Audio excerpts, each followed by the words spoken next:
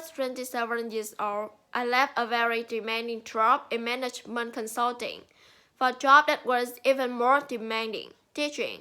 I went to teach 7th graders math in the New York City public schools, and like any teacher, I made quizzes and tests. I gave out homework assignments. When the work came back, I calculated grades.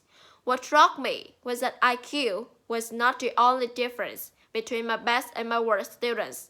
Some of my strongest performers did not have stratospheric IQ scores. Some of my smartest kids weren't doing so well. And that got me thinking, the kinds of things you need to learn in 7th grade math, sure, they are hard. Raise the earth, decimals, the area of parallelogram, but these concepts are not impossible, and I was firmly convinced that every one of my students could learn the material if they worked hard and long enough.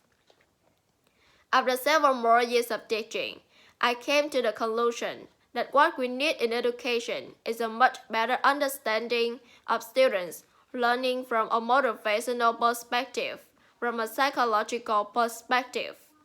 In education, the one thing we know how to measure best is IQ. But what if we're doing well in school and in life depends on much more than your ability to learn quickly and easily. So I left the last room. I went to graduate school to become a psychologist. I started studying kids and adults and in all kinds of super challenging settings.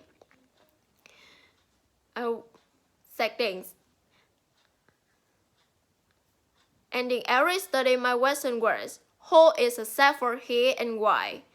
My research team and I went to Westport Military Academy. We tried to predict which cadets would stay in military training and which would drop out.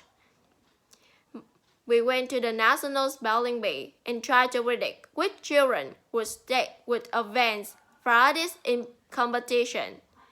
We studied rookie teachers working in really trust neighborhoods, asking which teachers are still going to be here in teaching by the end of the school year, and of those who will be the most effective at improving learning outcome for their students. Rick is passion and perseverance for very long-term goals. Rick is having stamina.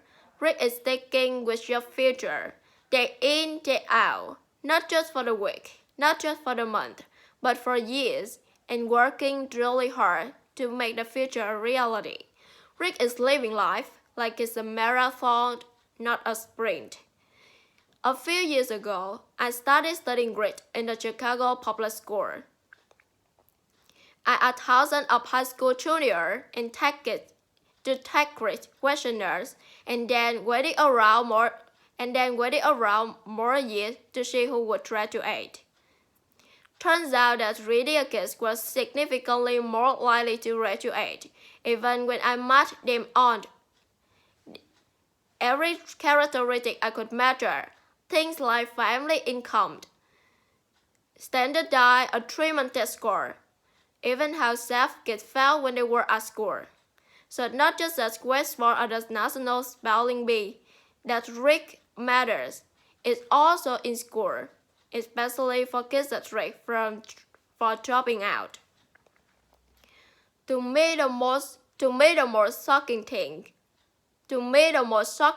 about Rick is how little we know, how little science know about building it. Every day, parents and teachers ask me, how do I build reading kids? What do I do to teach kids a solid work ethic? How do I keep them motivated for the long run? The honest answer is, I don't know. What I do know is that talent doesn't make you pretty. Our data show very clearly that there are many talented individuals who simply do not follow through their commitments. In fact, in our data, Rick is usually unrelated or even inversely related to measure of talent. So, so far the best idea I've heard about. So far the best idea I heard about